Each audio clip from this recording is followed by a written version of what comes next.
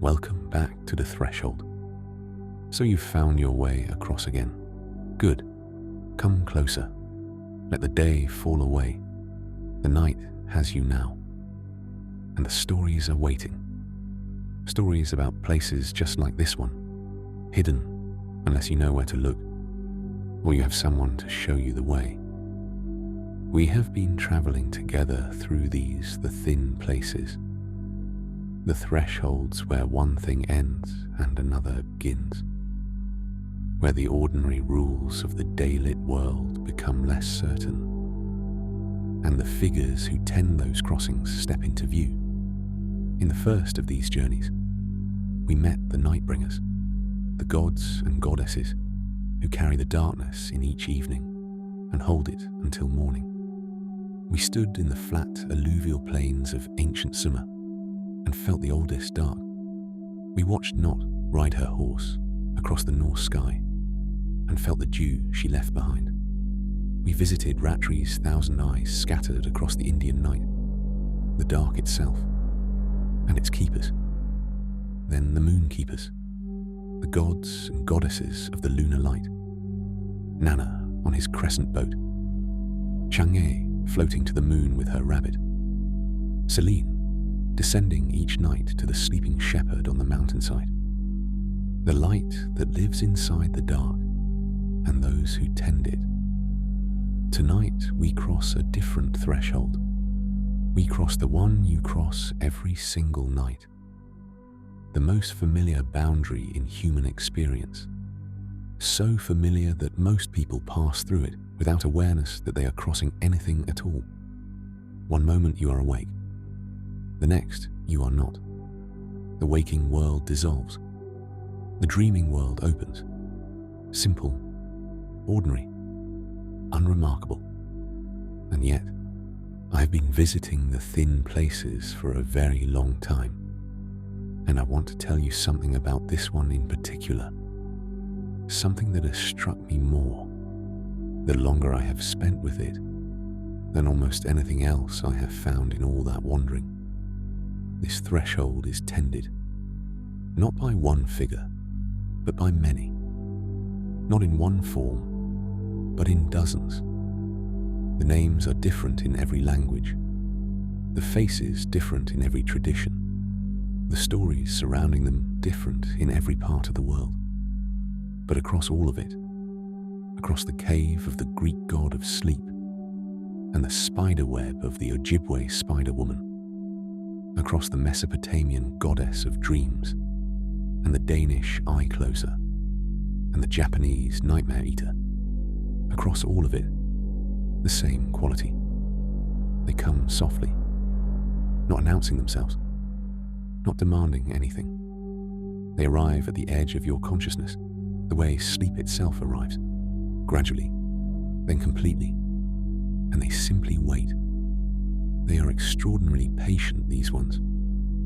They have been waiting beside human beds since the first night a human being lay down in the dark and closed their eyes and trusted the darkness to return them in the morning.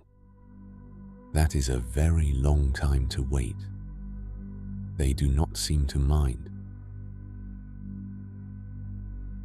But before I introduce them, I want to ask you something that I have been asked by every tradition I am about to visit, in their own language and their own way.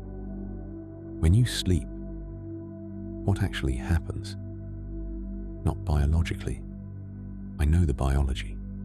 I mean, where do you go? Because every tradition I know has had an answer to this question, and the answers are remarkably consistent. Not in their details. The details are wildly various, specific to each people and each landscape and each set of ancestors. But in their conviction, the self does something during sleep. It moves, it travels, it encounters things.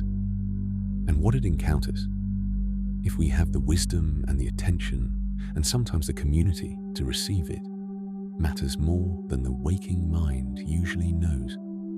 In the traditional Hawaiian understanding, the soul slips out of the body during sleep through through a specific opening, the tear duct, the soul pit in Hawaiian, the small corner of the eye through which the self departs when the body grows still enough to release it, not through the mouth or some more dramatic exit, through the place where tears come from, as though the thing that leaves us in grief and the thing that leaves us in sleep share the same door.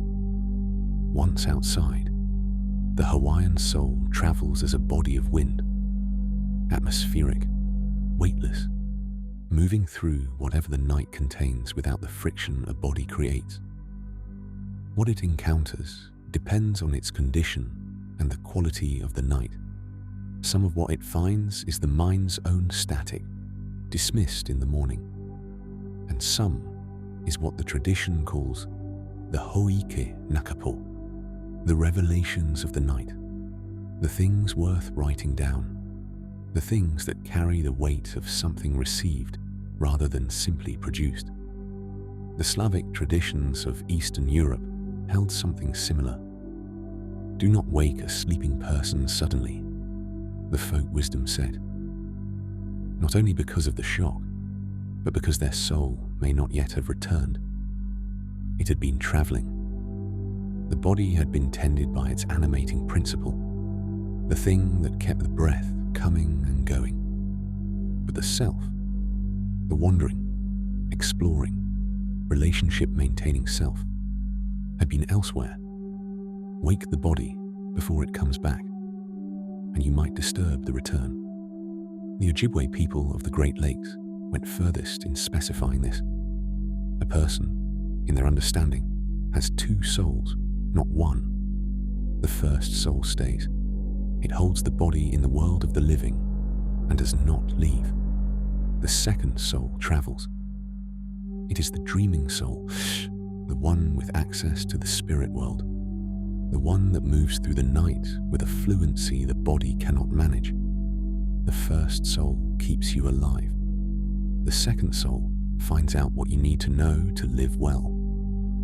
Two souls, one to hold the body in place, one to go where the body cannot go.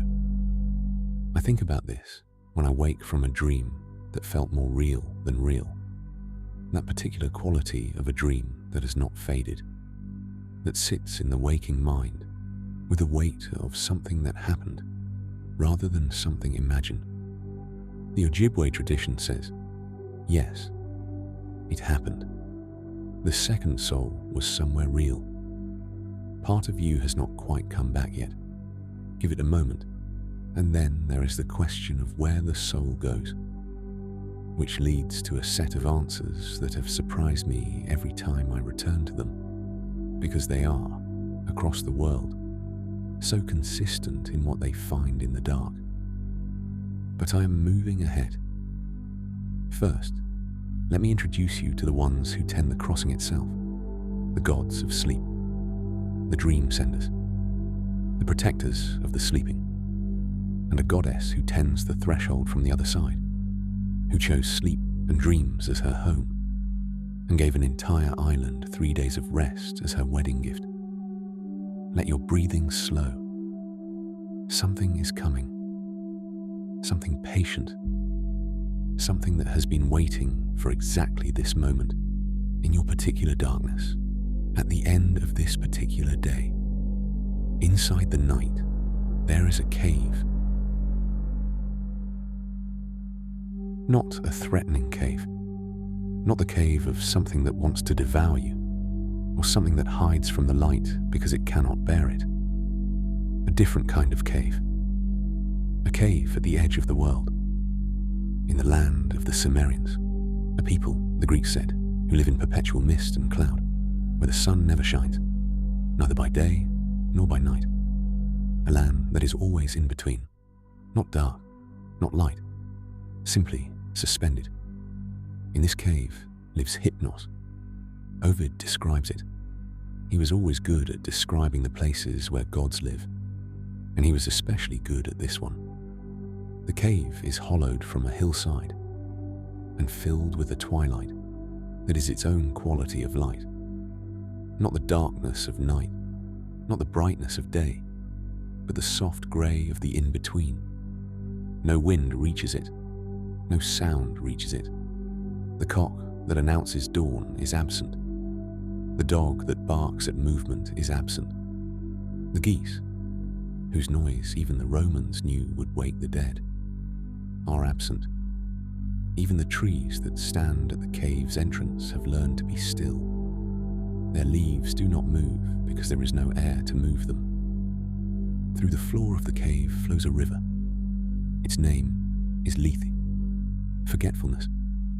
The water makes the sound that water makes in a confined space, a murmuring, barely more than a whisper. And as it flows, it carries away the memory of the day, the anxieties, the unfinished arguments, the list of things not done, and the things said badly, and the worries that circle in the mind when the mind has nothing else to occupy it. The river takes them. They dissolve into the water. They are gone by morning, mostly, or softened to the point where they no longer have the same sharp edge. At the entrance to the cave, the poppies grow, the red flower of sleep. And this connection is not purely mythological. The ancient world understood, through long observation, that the poppy plant had the power to dim the waking mind and induce unconsciousness. The milky sap of the opium poppy was used as a sedative and a painkiller across the ancient Mediterranean, a practical knowledge woven so deeply into daily life that it became inseparable from the mythological. When the Greeks placed poppies at the entrance to Hypnos' cave, they were not simply decorating a myth, they were encoding a fact about the world, that the plant and the god and the experience were part of the same truth. Hypnos carries a poppy in his hand, or a horn from which he pours sleep-inducing liquid over the heads of those whose time has come, or simply the touch of his hand on a forehead, the gentlest and most intimate form of influence. He leans over you in the dark, and something passes from him to you, and the day releases its hold. At the center of the cave stands a couch of black ebony, draped in dark feathers, and on the couch, Hypnos reclines. He is young, always depicted as young, winged, beautiful. His twin brother Thanatos is death, and the two of them are often painted or sculpted together, identical, but for the telling difference. Thanatos holds an inverted torch, the symbol of a life extinguished. Hypnos holds poppies, the red flower of sleep, of the forgetting that is not permanent, of the unconsciousness that returns you to yourself rather than taking you from yourself. He is the gentlest of the gods. This is what the tradition returns to, again and again. He is not violent. He is not demanding. He asks nothing of the people he visits, except that they stop resisting, stop pushing, stop doing the thing the wakened mind does endlessly, the turning over, the reviewing, the planning, the worrying forward into a future that has not arrived. He asks only that they let go. And then, when they do, he gives them the most valuable thing any god can give: rest. He is the son of night and the twin of death. These facts establish something important about what sleep is. In the Greek understanding, it is related to both of the most powerful forces in human experience, the darkness and the ending. It is the nightly rehearsal of both. Each time you sleep, you pass through a small version of both the night and the death, the surrender of consciousness, the release of the waking self, the trust that what is put down will be picked up again in the morning. Hypnos made even Zeus sleep. This is the most remarkable of his stories. During the Trojan War, the goddess Hera wanted to change the course of the battle. Zeus had decreed that things would go a certain way, and Hera disagreed, and she could not simply override her husband. No one could override Zeus directly, but she could go to Hypnos. She asked him to put the king of the gods to sleep while she made her adjustments. Hypnos was reluctant. He had done this before, and Zeus's anger had been enormous. But Hera offered him something he wanted more than anything: Pasithea, the grace of relaxation, the goddess he had loved since the beginning of time. He agreed. He took the form of a bird, a nighthawk, perching on the tallest pine on the highest peak of Mount Ida. And when Zeus looked out toward the plain of Troy, and his attention wandered for just a moment, Hypnos was there, gentle as always, quiet, doing what he does. Zeus slept, the most powerful being in the Greek cosmos, felled by a bird on a pine tree. This is what sleep is capable of. This is what Hypnos carries with him, in those poppies, in that soft grey cave at the edge of the world. But the cave does not only receive the dreaming, it also sends. In one of Ovid's most tender stories, a woman named Alcyone is waiting for her husband Caix to return from a sea voyage. She does not know that Caix has drowned, that his ship was caught in a storm of terrible violence, the kind that the ancient poets describe with an intimacy that suggests they had stood on the deck of such a ship and felt the world come apart beneath their feet. Caix is dead, and Alcyone is at home, praying for his safe return, not knowing she is praying for a man who is already gone. Juno cannot bear it. She sends Iris, the goddess of the rainbow, messenger of the gods, to the cave of Somnus, to ask the god of sleep to send Alcyone a dream that will tell her the truth. Iris descends to the cave. Her bright colours, the whole visible spectrum of her, the rainbow that she is, cut through the grey twilight, like something from another world, which is precisely what she is. The poppies nod as she passes. The river murmurs. Everything in the cave that has been leaning towards sleep straightens slightly at her presence. The brightness of her demanding a different kind of attention than the cave is used to receiving. She wakes Somnus, gently, with difficulty, the god of sleep being understandably resistant to being woken. She delivers Juno's request. Somnus nods, barely conscious, and calls one of his sons. Morpheus goes to Alcyone. He takes the form of 6. He stands at the edge of her bed, pale, wet, his hair still dripping with the seawater that killed him. And he speaks. He tells her what happened. He tells her where he is. He tells her not to grieve without knowledge, not to keep praying for a return that cannot come. He tells her, in the gentlest possible way, that he is dead. The dream is a kindness. This is what I keep returning to in this story. The gods arrange all through the cave of sleep for a grieving woman to be told the truth, not to spare her the grief. She will grieve, but to spare her the particular cruelty of not knowing, to give her reality, to grieve rather than hope to hold. The god of sleep, summoned to deliver the hardest news, does it in the form of the beloved face, with a beloved voice, with as much gentleness as the truth allows. That is what the cave sends. When it sends, the Romans knew him as Somnus. The word itself has lived in somnolence, in insomnia, in the somnambulant figure of the sleepwalker crossing the room in the dark.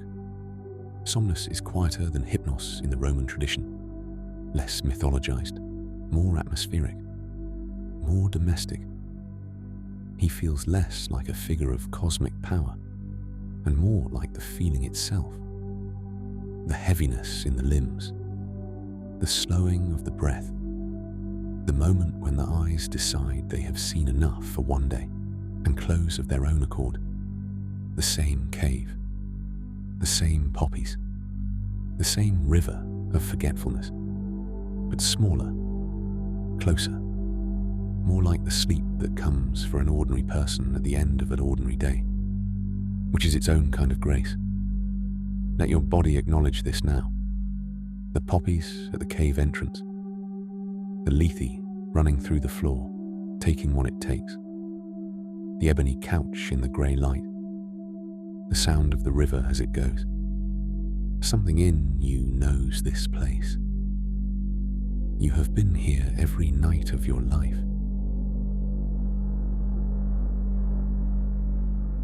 Sleep has come. The cave has received you. The river is running. Now the dreams. Hypnos is the father of 1,000 sons. They are the Oneiroi, the dream spirits, the bringers of the night's visions, and they pour from the cave the way the river pours from its source, continuously, in enormous number, spreading outward through the sleeping world to deliver what the night has prepared. 3 of them are named. The naming matters. It tells you how carefully the Greeks had thought about what dreams are and what they contain. And of the 3, one has a story so complete, so tender, so strange, that I want to give it the space it deserves. Morpheus is the eldest and the most skilled of the brothers, and his particular gift, the source of everything he is and everything his name has become, is shape. He takes human form, not approximately, completely.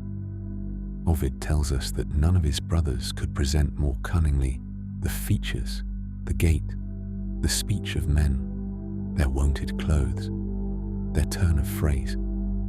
He does not simply look like the person he becomes. He moves like them. He sounds like them. He chooses their words the way they would have chosen them. He is, in the most complete sense, any storyteller has ever imagined, an impersonation made flesh. He visits the dreams of kings and heroes specifically, which tells us something about what the Greeks thought prophetic dreams were for. Not idle entertainment, but communications directed at those whose decisions shape the world. When Morpheus comes, the dreamer is not simply experiencing images. They are receiving a visitor, something with intention and something to say. And there is one story about him that I think is the most beautiful in this entire tradition. A story I have only told you the beginning of before tonight, and I want to give you the whole of it now. Her name was Alcyone. She was the queen of Trachis, married to King Syx, and theirs was a marriage of the kind the old poets reserved their gentlest language for. Not simply a political alliance or a dynastic match, but a real devotion. 2 people who had built something soft and true between them. When Syx needed to sail across the sea to consult an oracle, Alcyone had begged to go with him. She had grown up near that water. She knew what it could do. She wanted his fate, whatever it turned out to be, to also be hers. He refused. He could not bear to put her in danger. He sailed without her, and she watched his ship from the shore until it was a mark too small to see. And then she went home and began to wait. The storm found him a few days out. The sources describe it the way only people who have stood on a deck in such weather could describe it. The masts splitting, the sea coming up over the sides faster than it could be bailed, the particular terror of sailors who know professionally exactly how bad what is happening to them actually is. Syx drowned. The ship was lost. Everyone aboard was lost with it. Alcyone did not know. She kept burning incense. She kept praying to Juno for his safe return. Fervent, daily, increasingly desperate prayers. The prayers of a woman whose husband has been gone too long and who will not let herself complete the thought of why.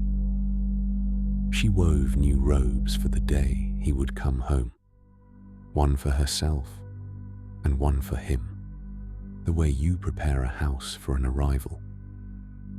Juno could not bear to hear those prayers any longer, not because they annoyed her, because she knew the truth Alcyone did not, and a goddess who genuinely cared could not keep accepting devotion built on false hope. She summoned Iris, the rainbow, the swiftest of the messenger gods, and sent her down to the grey cave of Somnus with a single instruction. Choose one of your 1,000 sons, the one most skilled at taking human shape, and send him to Alcyone. Let him appear as Kix. Let him tell her the truth. Iris descended through the cloud-hidden palace of the drowsy king, brushing aside the countless formless dreams that lay scattered around Hypnos, like ears of corn at harvest, like sand on a shore, like leaves fallen across a forest floor. The ordinary, nameless dreams of ordinary sleepers, parted by her bright passing, the way a crowd parts for someone urgent. She delivered Juno's command, and Somnus, barely rousing himself from his own perpetual rest, called for Morpheus. Morpheus became 6, not an approximation, not a ghost wearing a familiar face. He took on everything: the pallor of drowning, the wet hair still dripping with seawater that would never quite dry, the particular way Six held his shoulders, the exact texture of his voice. He came to the edge of Alcyone's bed in the depth of her sleep, and he stood there, dripping, and he spoke. "Do you know me?" he asked her. "You're Six? Or am I changed too much, even in death, for you to see him in me? Look again. You are not seeing your husband. You are seeing your husband's ghost. Your prayers did nothing. I am dead. Do not feed your heart on hope. Hope, now, is false and empty." Alcyone wept and reached for him. "Wait," she called out, still half inside the dream. "Don't go. I will come too." Her own voice woke her. She looked around the dark room for him and found, of course, nothing. No wet footprints. No dripping hair on the pillow beside her. Only the particular silence of a room that has just had someone taken out of it. She went to the shore. She did not know why, except that some part of her, the part that had received the dream completely, even if the waking mind wanted to dismiss it as nothing more than a nightmare, already understood. And there, washed up on the sand exactly where the tide had carried him, was Kix. She ran to him. She could not reach him in time to hold him living.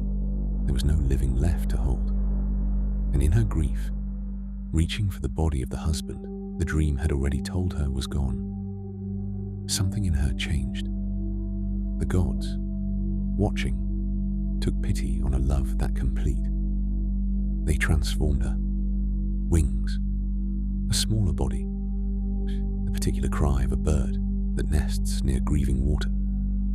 And then they did the same to Six. Both of them. Kingfishers, the old sources say, the halcyon birds, who from that day on built their nests upon the waves themselves, and for whom the sea, in the deepest part of winter, would calm itself for a handful of days each year, so the nest would not be lost. The halcyon days, still a phrase we use, all these centuries later, for a period of perfect calm, without most of us knowing that we are still naming, every time we say it, the mercy the gods showed two people who loved each other, enough that even death could not be allowed to separate them completely. Morpheus delivered the hardest truth a dream can carry, in the gentlest possible disguise. And the truth, once received, became the door through which something larger than either grief or hope could finally happen. That is what the Dream Shaper does.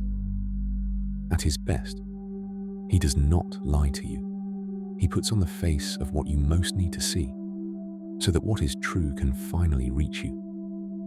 Phobetor is the second brother, and the gods themselves call him by a different name, Isolus. He does not take human shape. His gift, instead, is the animal world, the bear that moves through the dream forest, the bird that will not let you see its face clearly, the horse running across a landscape that is almost, but not quite, a landscape you know, the fish beneath water, too deep and too clear to be any actual water you have swum in. Why does the dreaming mind reach for animals at all, when it has the entire human world to draw from? I think it is because some of what the night needs to tell you was never going to arrive as language. The animal in the dream carries what the human figure cannot always carry. Something pre-verbal, something felt in the body before the thinking mind has built a story around it. Fear that has no sentence attached to it yet. Hunger that hasn't been named.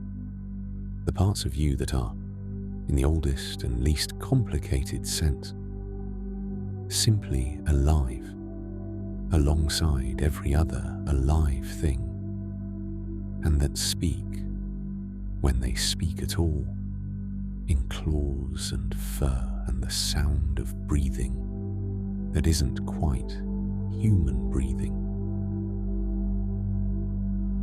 Phobetor's name comes from the Greek word for fear, but I don't think this means his dreams are always nightmares. I think it means his dreams arrive at the place in you that is old enough to fear before it understands what it is afraid of, and that this is not always a cruelty. Sometimes it is the only way the night can reach the part of you that the daylight mind has trained itself not to listen to. Phantasus is the third and the strangest, where Morpheus shapes himself as a person and Phobetor as a creature. Phantasus does not become anything that breathes at all. He becomes the world, earth or rock, water, sky, the cave you cannot find your way out of, the house with one too many rooms, or one too few, the floor plan rearranging itself the moment you stop looking directly at it, the field that should end at the tree line, and instead goes on, into a horizon that is not quite geography anymore. His name gives us the word fantasy, and fantastic, and phantasm, the unreal made vivid, the impossible rendered with such specific sensory detail that the dreaming mind accepts it completely while it is happening. These are the architectural dreams, the spatial dreams, the dreams where you are not meeting anyone or fleeing anything but simply trying to navigate using an old map of how the world works that, somewhere during the night, has quietly stopped applying. I find Phantasus the most philosophically strange of the three brothers, because what he offers is not a message in the way Morpheus carries a message, or a feeling in the way Phobetor carries a feeling. He offers a world, an entire, complete, internally consistent world that exists for exactly as long as you are asleep in it, and then is gone. Every dream he sends is in miniature, an act of creation. And every morning, when you wake and the dream dissolves, it is also, in miniature, an apocalypse. The whole world he made, ending, leaving nothing behind but the strange feeling that something vast happened to you overnight that you cannot quite describe to anyone. In the kitchen at breakfast, three brothers, three kinds of dream content. 3 different ways the sleeping mind can receive what the night wants to show it. The face that finally tells the truth. The animal that carries what cannot yet be spoken.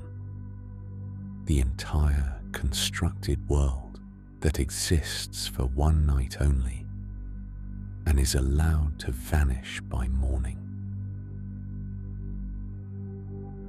The cave of Hypnos has 2 exits, 2 gates through which the dream spirits pass on their way to the sleepers of the world. The gate of polished horn and the gate of ivory. Through the gate of horn come the true dreams, the ones that show things as they are or as they will be. The prophetic dreams, the warning dreams, the dreams that you wake from with the unshakable conviction that something real just happened, that you were shown something, that the night was trying to tell you a fact about the world. Through the gate of ivory come the false dreams, not malicious. The ivory gate is not an evil gate, but the dreams that come through it are beautiful and convincing and lead nowhere. They feel true. They feel prophetic. They carry the weight of significance, and they dissolve in the morning and leave nothing behind except the faint embarrassment of having believed briefly that the dream meant something it did not mean. Horn and ivory. The true and the beautiful but false.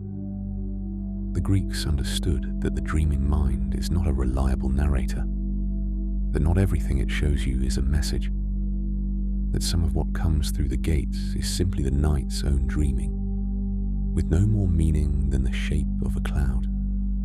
And yet, something comes through the horn gate. Something is true.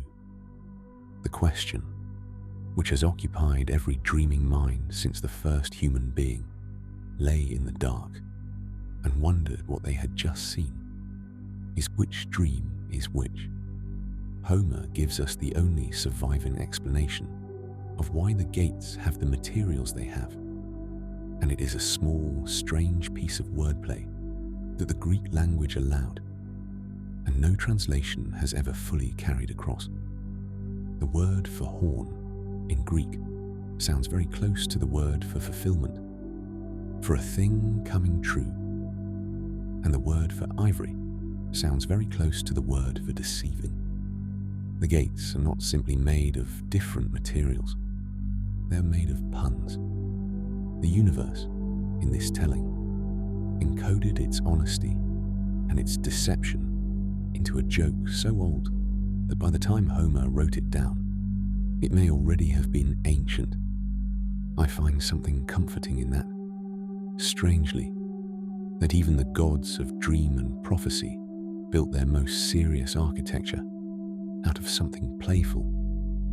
That truth and beauty without truth stand at 2 doors that sound, when spoken aloud in the dark, almost like the same word.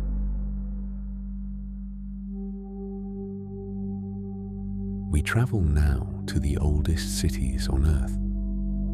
The Mesopotamians did not approach the mystery of dreams through architecture, through gates of horn and ivory, standing at the edge of a mythic cave.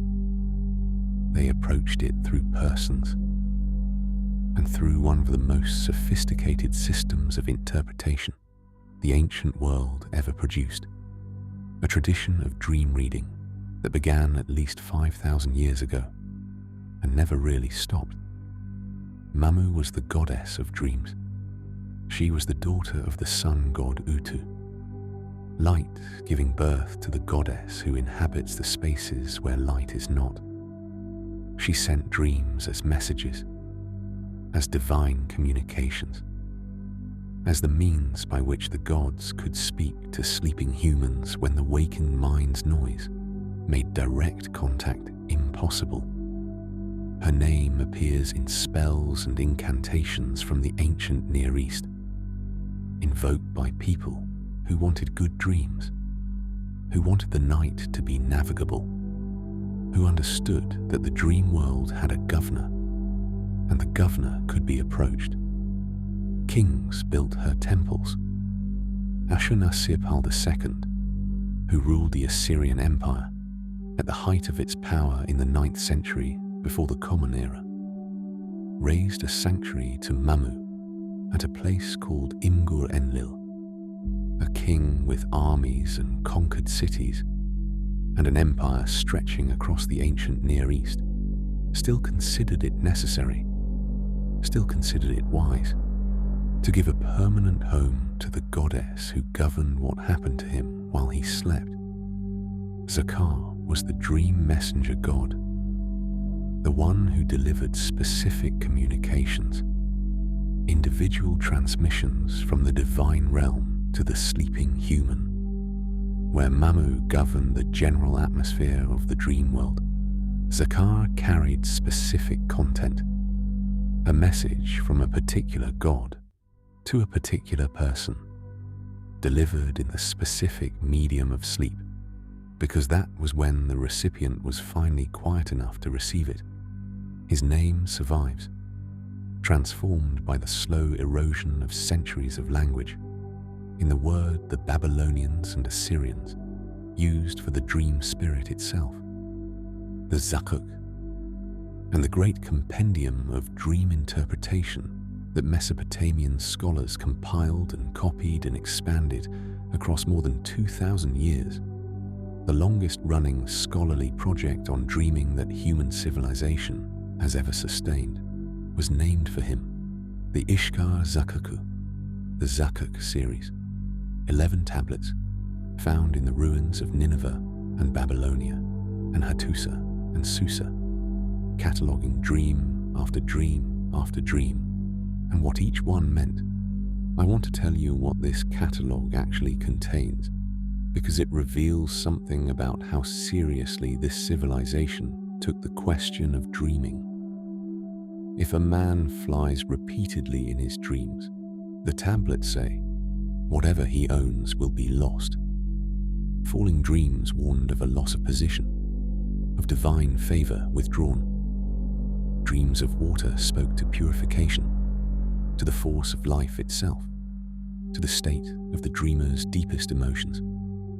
Every animal that appeared carried its own symbolic weight, tied to the particular god or goddess it served. The dead, appearing in a dream, might be bringing a message from beyond, or might be asking for something the living had failed to provide. And crucially, dreams were sorted into two great families.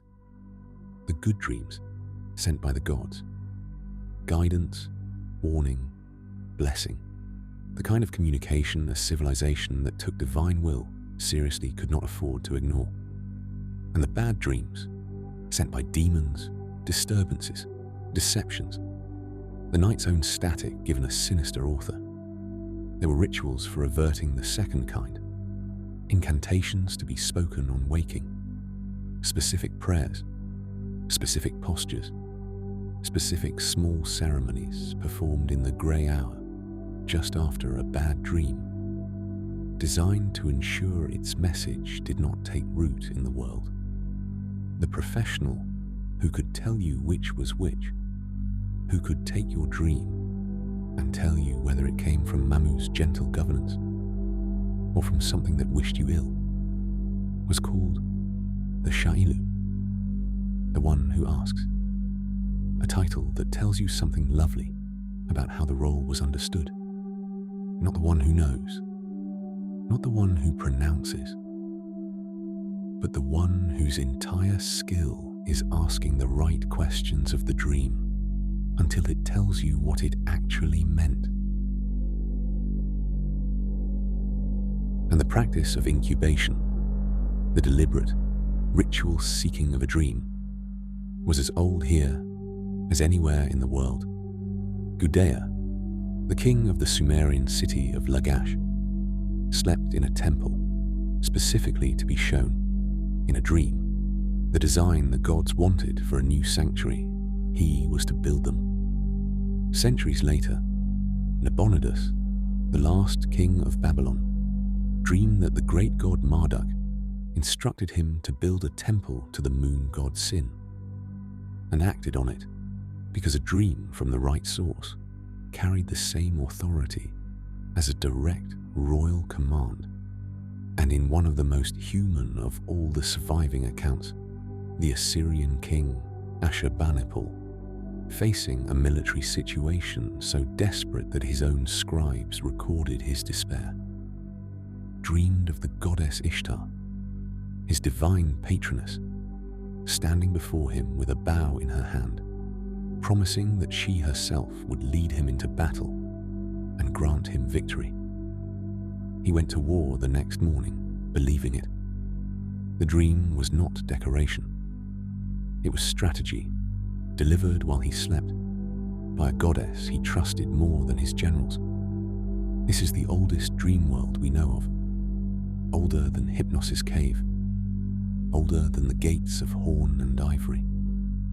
A world in which the question of what your dreams meant was not idle curiosity, but matters of state, matters of survival, matters serious enough that emperors built temples and scholars spent 2,000 years compiling the answers onto clay. Mamu governed the weather of that world. Zaqar carried the specific letters, and somewhere in every sleeping Mesopotamian city, someone trained as a Shailu was waiting for the morning, ready to ask the right questions of whatever the night had sent. We have been speaking, so far, of the senders, the gods and goddesses who decide what a dream will carry and dispatch it into the sleeping world. But a sent dream is only half the story.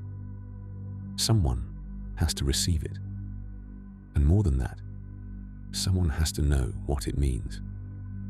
This is where the Mesopotamian tradition gives us one of its most extraordinary figures. Not a goddess who sends from some divine height, but a mother who sits beside her son in the grey hour after waking and listens and finds in the strange furniture of his dreaming mind the shape of something that is about to become true. Her name was Ninsun, and his was Gilgamesh. The Epic of Gilgamesh is one of the oldest surviving works of literature in any language. Older than Homer, older than the Hebrew Bible, a story that was already ancient when the civilizations we think of as ancient were young, and it is saturated with dreams. Dreams that are sent, dreams that matter, dreams that the characters understand, without any doubt, to be communications from the divine world to the sleeping human mind. Gilgamesh dreams first. He dreams of a meteor falling from the sky, a great burning object descending toward the earth, landing on the plain of Uruk with a force that shook the ground. The people of the city gathered around it, admiring it, touching it, and Gilgamesh tried to lift it. He is the strongest man in the world in the myth, 2/3 divine, 1/3 human, a man of extraordinary physical power. He strains against the weight of the fallen star and cannot move it. He brings the dream to his mother. Ninsun is the divine mother of Gilgamesh, a goddess herself, a woman of profound wisdom, specifically skilled in the reading of dreams. She is one of the earliest figures in any literature whose particular gift is interpretation, not prophecy, not divine authority, but the more intimate skill of finding in the images of the sleeping mind the structure of what the divine world is trying to say. She listens. She is quiet for a moment, the way people are quiet when they are really thinking. And then she speaks. The meteor is a man, a companion, someone who will come to you, she tells her son, who will fall from a height into your life, who the people will gather around in admiration. He will be your equal. He will be, she chooses the word carefully, like a wife to you. Not in the conjugal sense, but in the sense of intimacy. The partnership that is not subordination, but the meeting of two people who fit together so precisely that both become more than they were alone. The companion she describes is Enkidu. He arrives exactly as the dream said he would. The friendship between them is one of the great love stories of world literature, understood as love without requiring any particular label. Ninsun read it in a dream about a stone that fell from the sky and could not be lifted. The meteor that could not be moved was the man who could not be replaced. The dream was true. Everything Ninsun said it meant came to pass. But Gilgamesh dreams again that same night, and this second dream has waited a long time for its turn to be told, because for most of this epic's long retelling, only the meteor is remembered. He dreams of an axe. It lies in the street of Uruk, and a crowd gathers around it the same way they gathered around the fallen star. Drawn to it, fascinated by it, unable to look away. Gilgamesh loves it the moment he sees it, the way you love a thing before you understand why. He picks it up. He embraces it the way you would embrace a person, lays it beside him the way you would lay a partner down to sleep. Ninsun reads this one too, with the same patient attention she gave the first. The axe, she tells him, is also a man, also the friend who is coming, a strong companion, a rescuer in times of trouble, the kind of friend whose strength becomes somehow your own strength, simply by standing beside you. Two dreams, the same night, the same message delivered twice in two completely different shapes, a stone fallen from the heavens, and a tool lying ready in the street, as if the night, wanting to be certain its message landed, had decided one image was not enough and offered Gilgamesh a second one, in case the first did not fully take.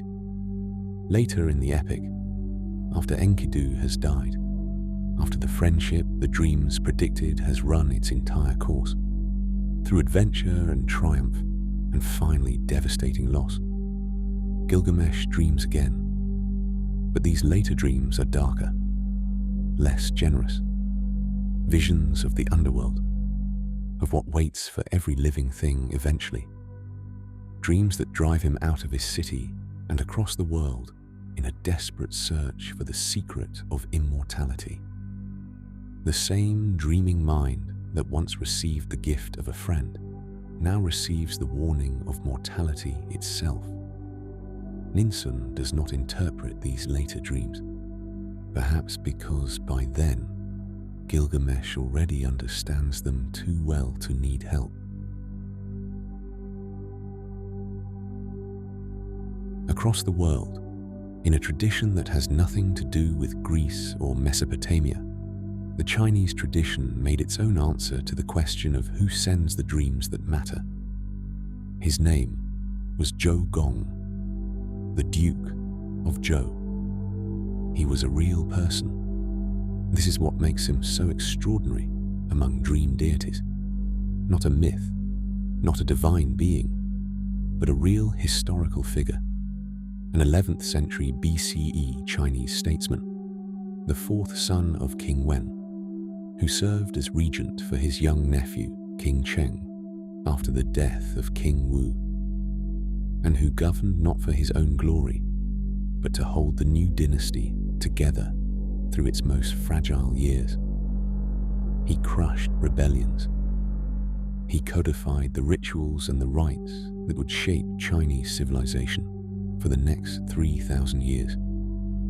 He is credited, by tradition, with authorship of the Old Qing itself. And when his nephew came of age, the Duke gave the throne back, willingly, without being made to, a regent with the power to simply keep the crown, who instead handed it over because that was what was right, and who became, because of that single act, the figure Chinese civilization would hold up for the next 3 millennia as the very shape of what loyalty and humility in power should look like.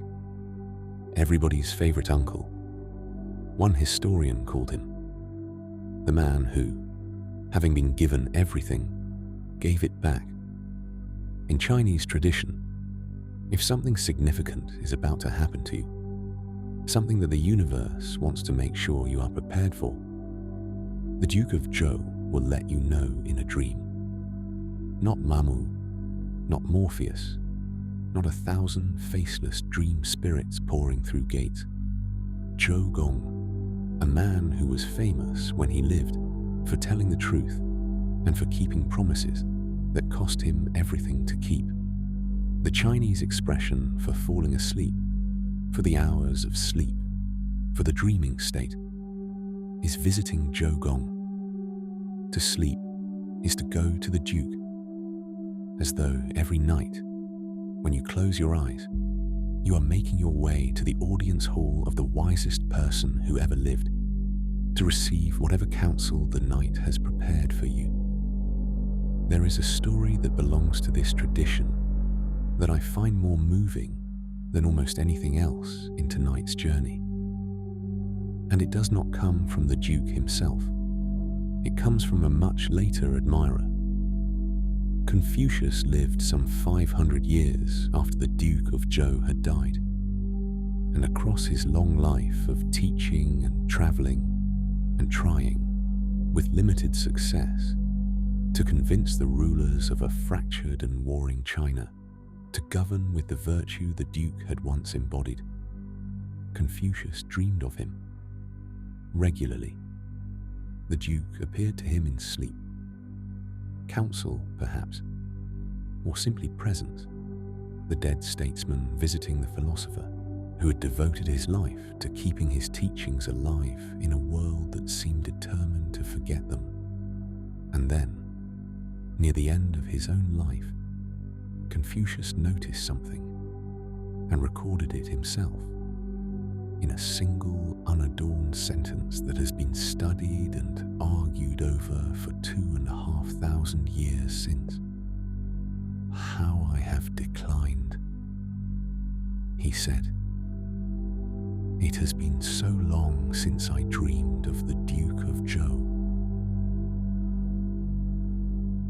Generations of scholars have turned this sentence over and over, trying to understand exactly what Confucius meant by it.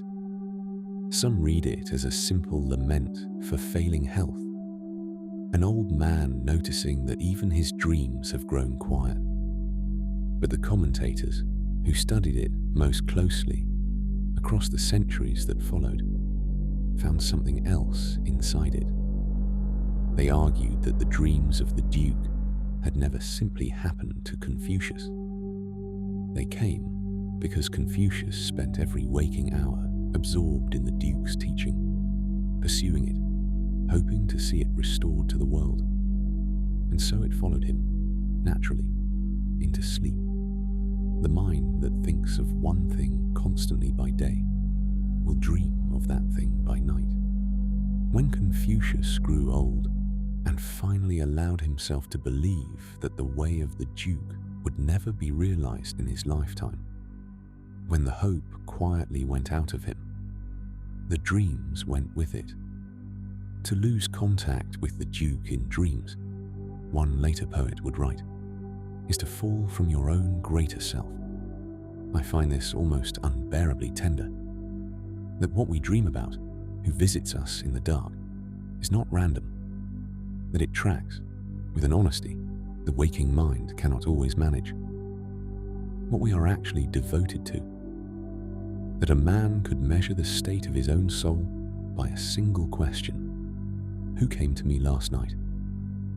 And that growing old, for Confucius, was marked not by aching joints or failing eyes, but by an absence in his sleep, the audience hall growing quiet, the Duke no longer arriving.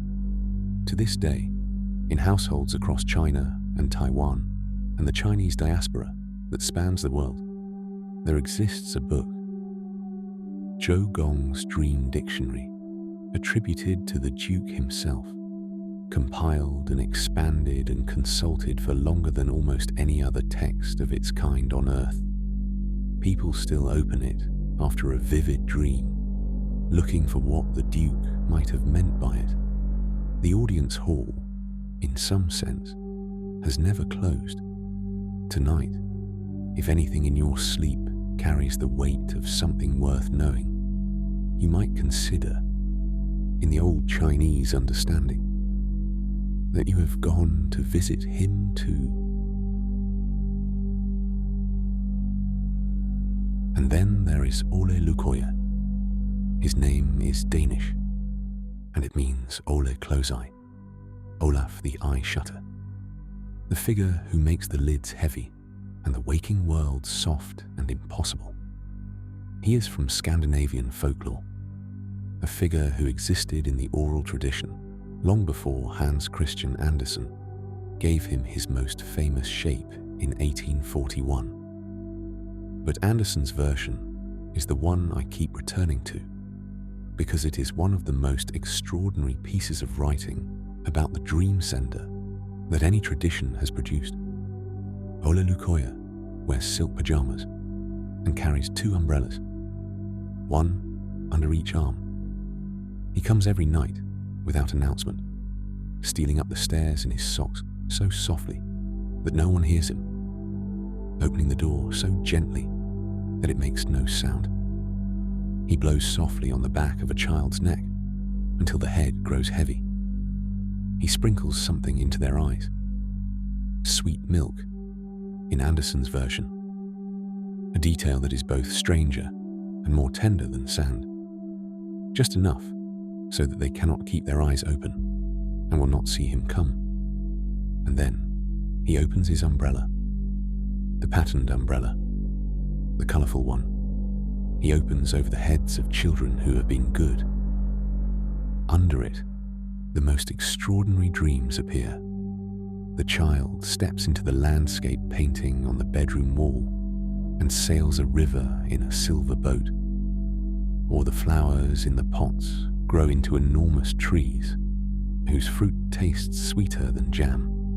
Ole Lukøje does not simply send the dream. He produces it, decorates it, populates it, as though he is a stage manager, arranging the theatre of the sleeping mind. The plain umbrella, the one without pictures. He opens over children who have not behaved. Under it, they sleep deeply, but they dream nothing. They wake in the morning, having had their rest and nothing more. Which is, if you think about it, a very particular kind of judgment. Not punishment exactly, simply the withholding of the gift. Andersen ends his story with a detail that stops me every time. Ole Lukøje has a brother, he says. The brother visits people too, but only once. And he's called Death. The 2 brothers share a name. One comes every night and gives you dreams. The other comes once and gives you something else. The same name, different visits. The dream sender and Death, siblings, both making their rounds in the dark.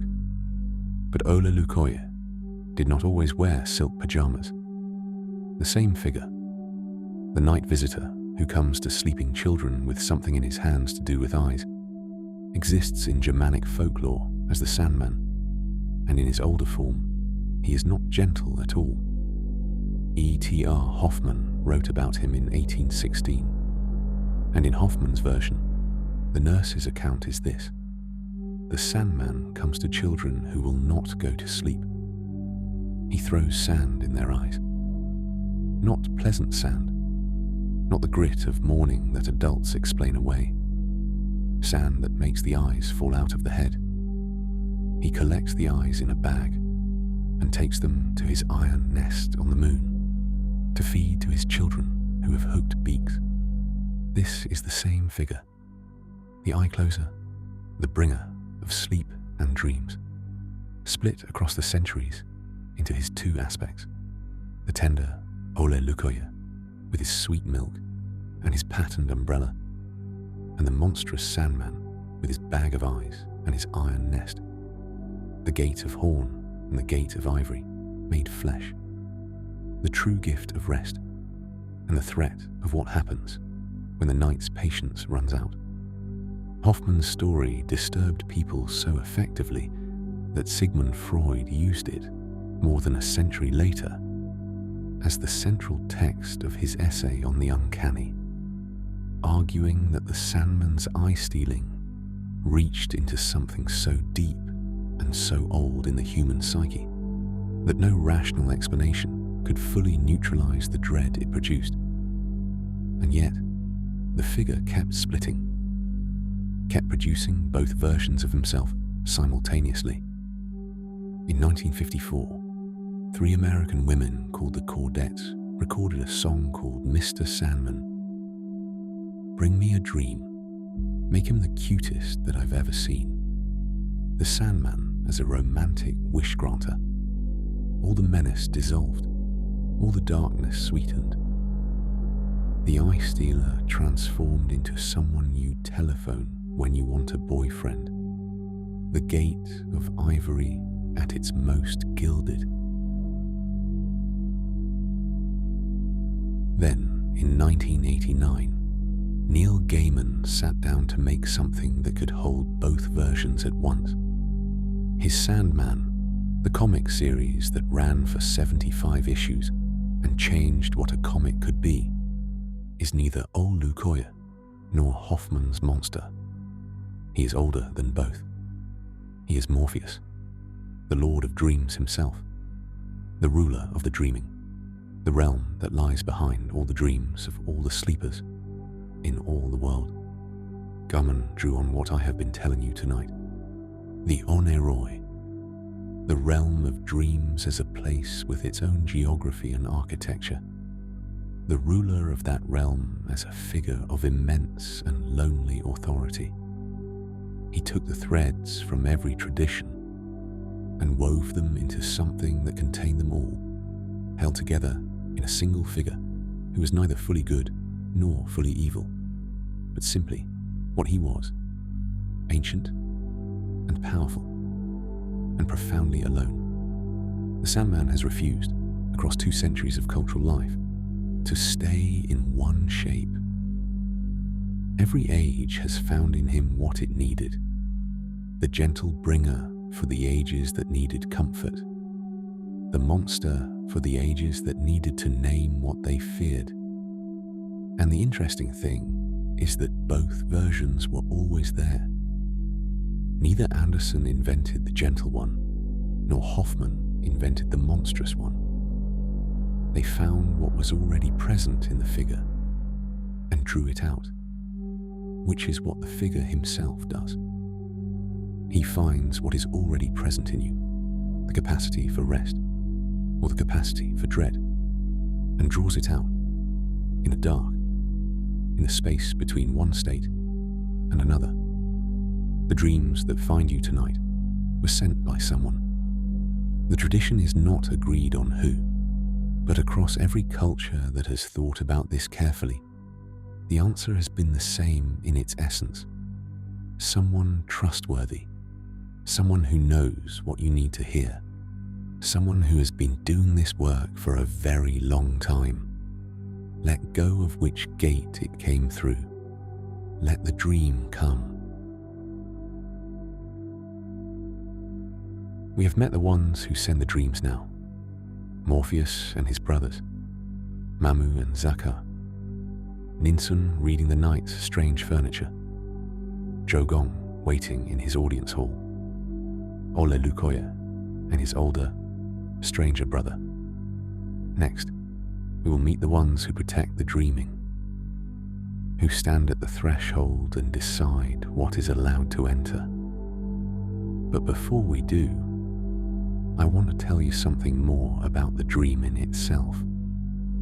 I mentioned earlier tonight that almost every tradition I have encountered understood sleep as a journey, the soul slipping free, traveling somewhere the waking body cannot follow. What I did not yet tell you is where the traditions say that journey leads, because the soul that travels through the dream world does not simply encounter the dreams that are sent to it. It encounters something else entirely, something that has been waiting in the dark for far longer than any dream sender has existed. It encounters the dead. In almost every tradition I have wandered through, one of the consistent answers to the question of where the dreaming soul goes is this: to the ones who have gone before.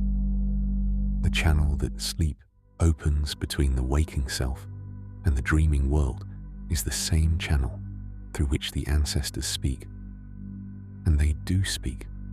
They have a great deal to say. The Zulu people of southern Africa have a word for their ancestors, Amathongo.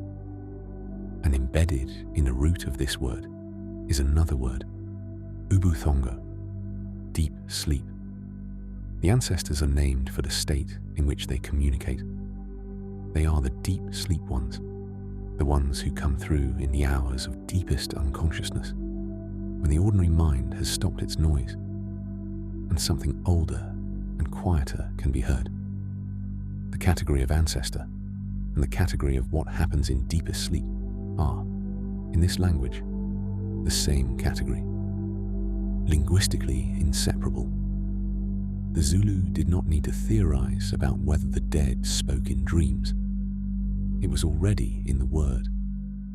In the Celtic traditions of Ireland and Britain, the same understanding expressed itself as a practice, a recognized and respected technology of communication that the Roman historian Tertullian found remarkable enough to record.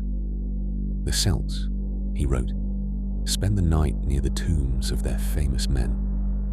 They slept at the burial places of the dead, deliberately, in order to receive what the dead had to say, not as a marginal or eccentric act, as a respected practice. The tomb was a thin place, a location where the boundary between the living world and what lay beyond it had worn down through use and significance, until crossing it required less effort than crossing it elsewhere. The most extraordinary expression of this in Irish literature is the story of Muirgin and Fergus. Fergus MacLetty was one of the great heroes of the Ulster cycle, a king, a warrior, a figure of legendary stature. He had been dead for centuries when Muirgin the poet went to his gravestone. Muirgin sat at the stone and chanted, spoke the name and the praise and the invocation of the dead man for 3 days and 3 nights. He did not sleep, exactly. He entered the state that the threshold requires. Not waking, not sleeping, but the suspended in-between in which the living and the dead can occupy the same space. And Fergus rose, not in body, but in presence, in voice. And what he gave Muirgin in those 3 days and nights at the stone was the whole of the Tainbo Quailnga, the great cattle raid epic, an entire work of literature, thousands of lines long, delivered by a dead man to a living one, through the medium of the liminal state at a gravestone. The dead, it turns out, have a great deal to say.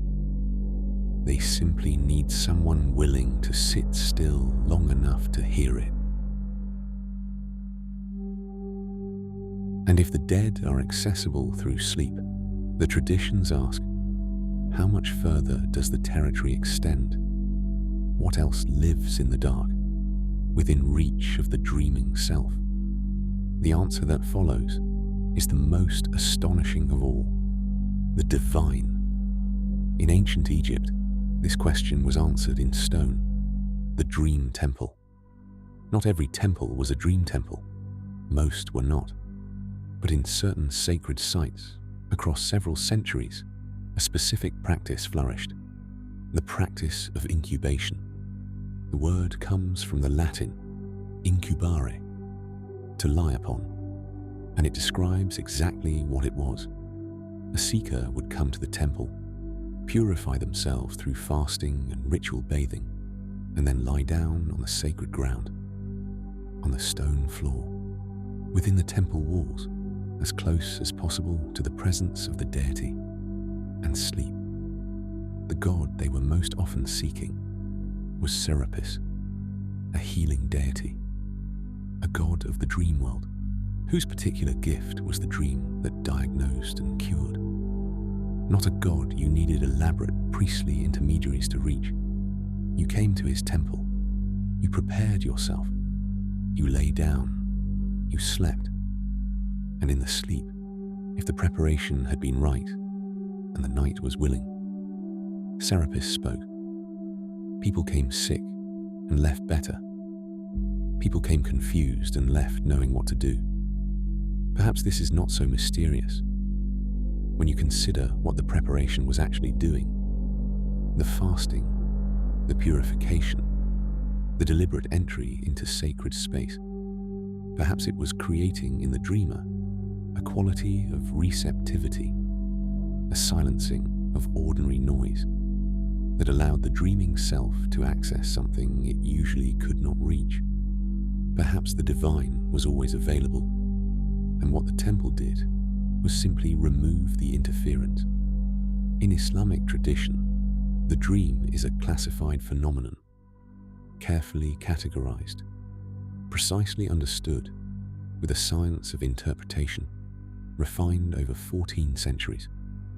The Prophet Muhammad taught that there are 3 kinds of dream: the ruya, the true dream, the divine dream, a direct communication from God, a fragment of prophecy; the hulm, the disturbing dream, the nightmare, which comes from elsewhere and should be responded to with specific protective prayer and a change of sleeping position; and the hadith, an-nafs, the dream of the self, the product of the dreamer's own preoccupations and desires, the mind's private conversation with itself, which carries no divine authority and requires no particular response. The ruya is the extraordinary category. The Prophet described it as 1/46th part of prophecy, a precise and remarkable claim. Not that every true dream is equal to prophecy, but that the divine communication that arrived through the dreaming self was of the same order as prophetic revelation, simply smaller in scope and more personal in address. The channel was the same channel. The source was the same source. And the science of interpretation that grew from this theology understood that the same image could mean entirely different things in the dreams of different people. A snake appearing to a scholar was not the same as a snake appearing to a soldier.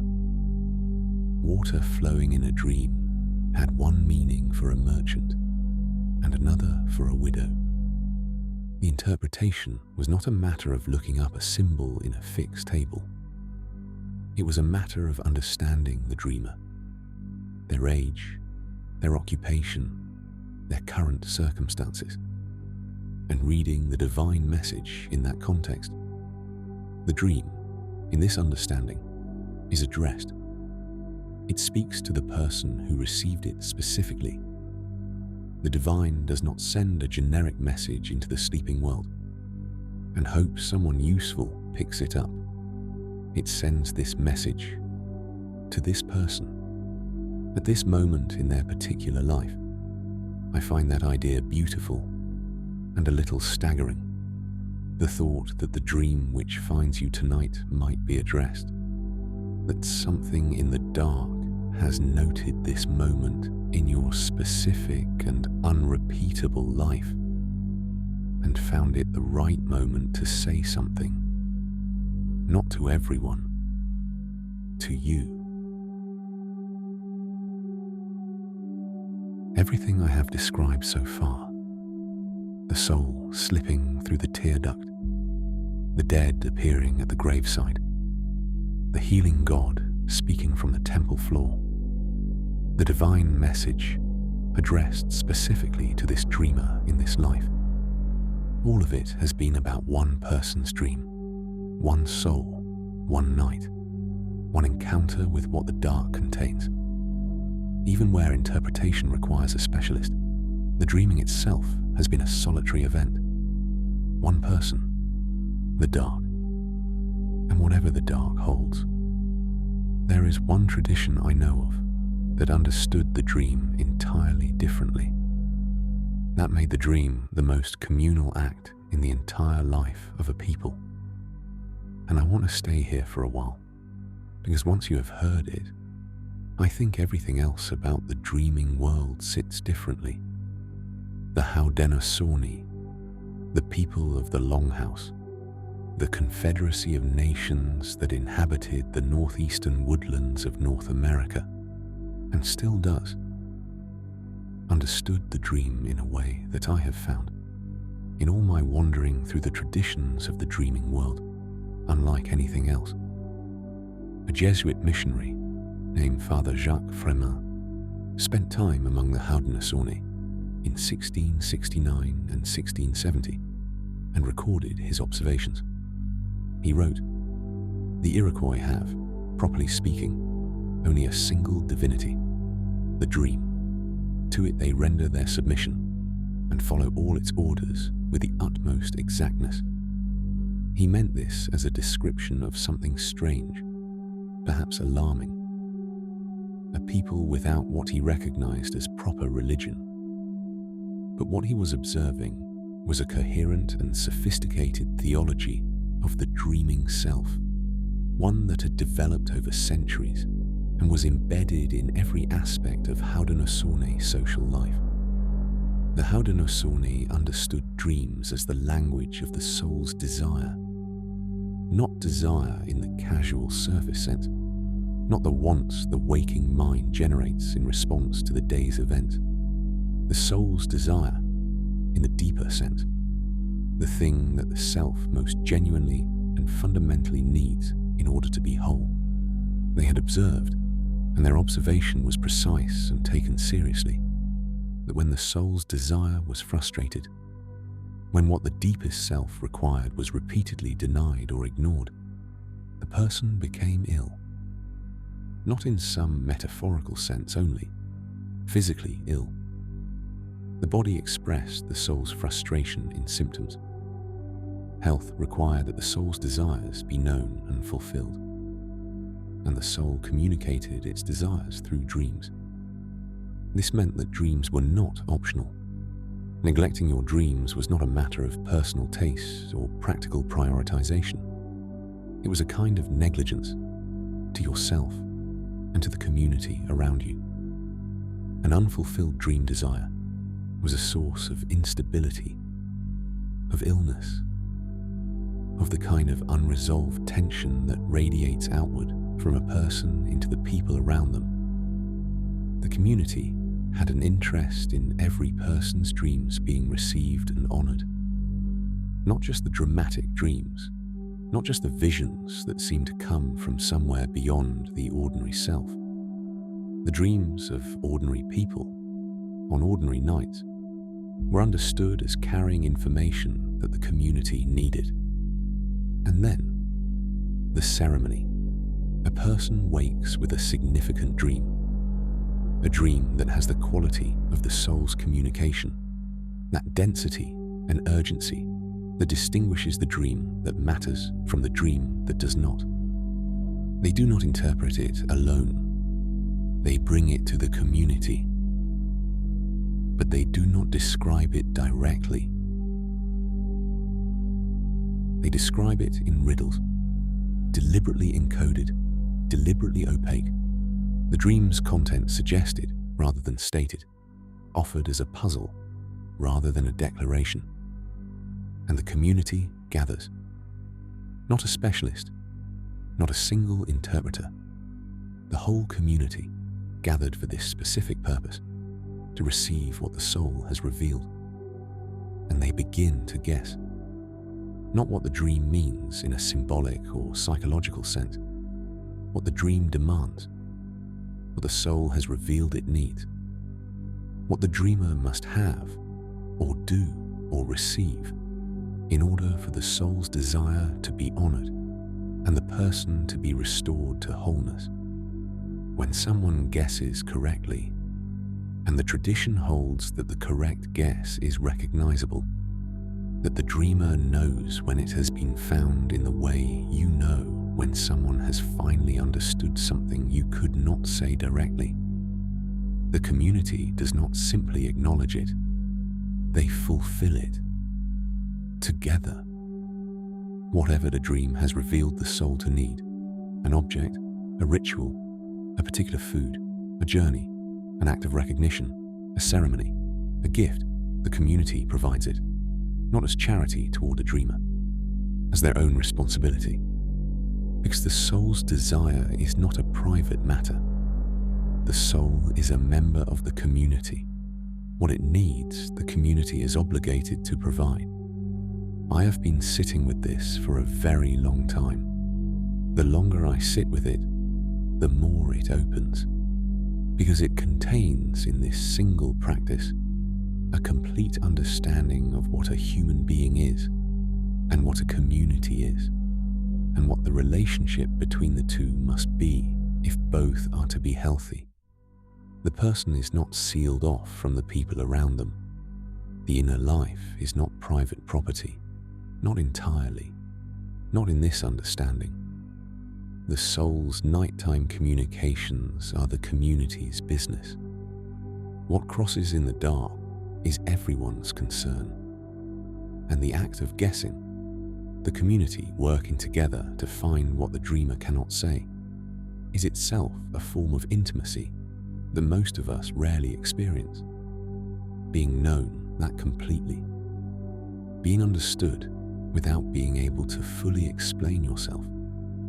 Having people work patiently together to find the shape of what you need, in the language of image and symbol and riddle that the soul has used to say it. I wonder sometimes what it would feel like to wake from a significant dream, knowing that the community would gather, that the people you lived alongside had accepted the responsibility of your inner life as part of their shared life, that what your soul needed in the dark was something the daylit world would make real. And I wonder whether the dreams themselves would change, whether the soul, knowing it would be heard, would speak more clearly, whether the channel between the sleeping self and the waking self would open wider, grow more trustworthy, become something you move through with less fear and more confidence, because on the other side of it were people who had gathered to receive what you brought back. Perhaps that is the deepest thing this tradition offers, not just a practice, but a vision of what it would mean to take the dreaming self seriously enough that other people's lives changed in response to it. To live in a world where the soul's midnight language was understood to be as real and as important as anything said in daylight. To live as though what crosses in the dark matters, which it does. Every tradition I have visited tonight believes so, and I find I do too. It is fitting, I think, that the tradition which trusted the community most completely with the dreaming self comes from the same part of the world as the one I want to tell you about now. Not far from the Haudenosaunee, among the Great Lakes and the northern woodlands, another people told a story about who keeps the dreamer safe while the soul is away, because sleep makes us helpless. This is the thing that the waking mind prefers not to think about. When you sleep, you are still. The body does its quiet, complex work of restoration, the breathing and the cycling and the repairing of what the day broke. But the conscious self, the part of you that navigates and decides and defends, is elsewhere. The eyes are closed, The ears are dimmed. The muscles are released. You are, for the hours of sleep, as vulnerable as you will ever be while alive. Every tradition that has thought carefully about sleep has also thought carefully about this, has named figures whose job is not to send the dreams, but to stand at the threshold and keep away what should not enter. Tonight, I want to give each of these protectors their own moment, because each one, I have come to think, deserves more than a passing introduction. They are less celebrated than the gods of sleep and the dream senders, but in some ways, they are more intimate. The figures who stand between you and whatever the night might carry that is not welcome. The Ojibwe people of North America tell the story of Asibikaashi, the spider woman, the original weaver, one of the great helper figures in Anishinaabe tradition. In the time of the beginning, when the world was young and the people were still learning how to be in it, Asibikaashi wove protective webs over the sleeping places of the children. She did it each night, returning before dawn so the first light could illuminate the dew on the web and show the children, when they woke, that she had been there. The web caught the bad dreams. They came in from the darkness, drawn toward the sleeping mind the way all things are drawn toward warmth and vulnerability, and the web intercepted them, held them, dissolved them in the morning light.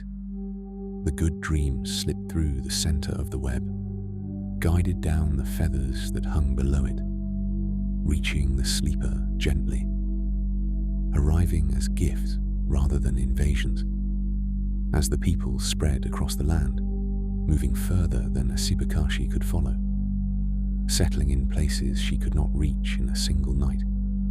She could no longer tend every sleeping child personally, and so she taught the people to make the webs themselves, to bend the willow into a hoop, to weave the sinew across it in the pattern she had always woven, to hang the feathers below, to place the dream catcher at the sleeping place of the child, and trust the web to do what she had always done. I think there is something worth sitting with in the particular shape of this story, the shift from a single, devoted personal guardian to a teaching passed on, a pattern given away so that protection would not be limited by how far one being could travel in a single night. Asibikaashi did not simply extend her reach. She gave up the exclusivity of her care so that everyone could have it. The web she had woven herself, with her own attention, became a craft that any mother, any grandmother, any careful pair of hands could learn and pass down. The Dreamcatcher is one of the most widely recognized objects in the world now, reproduced in forms that have often wandered very far from the original tradition, sold in shops with no connection to the Ojibwe and the Anishinaabe, hung from car mirrors and bedroom walls by people who have never heard Asibikaashi's name. But the original object is something more than a decoration. It is the web of a protective mother who could not be everywhere at once, and so gave the people her pattern and trusted them with the work of care. She is still, in the deepest sense, the one weaving. Every hand that bends the willow and threads the sinew is her hand, working through theirs. In ancient Egypt, the protection of the sleeping was a matter of such seriousness that specific gods were assigned to it. Not the grand deities of the temples, not Ra or Osiris, or the figures whose worship required priests and ceremonies, and the full apparatus of state religion, but the gods of the household, the gods of ordinary life, the gods whom ordinary people could reach without intermediaries, whose images could be placed in a bedroom, and whose names could be spoken in a whisper without requiring a temple. The first is Bes. He is not beautiful in the way that Egyptian gods are often beautiful. The long, elegant bodies, the serene faces, the animal heads held with regal composure. Bes is short and broad and fierce-faced, a dwarf with a lion's mane and a lion's ears and bow legs and a tail. He is depicted with his tongue out, an apotropaic gesture, the face of something that intends to frighten whatever comes near. He wears a crown of feathers and a leopard's skin and carries a rattle, or a knife, or sometimes a sword.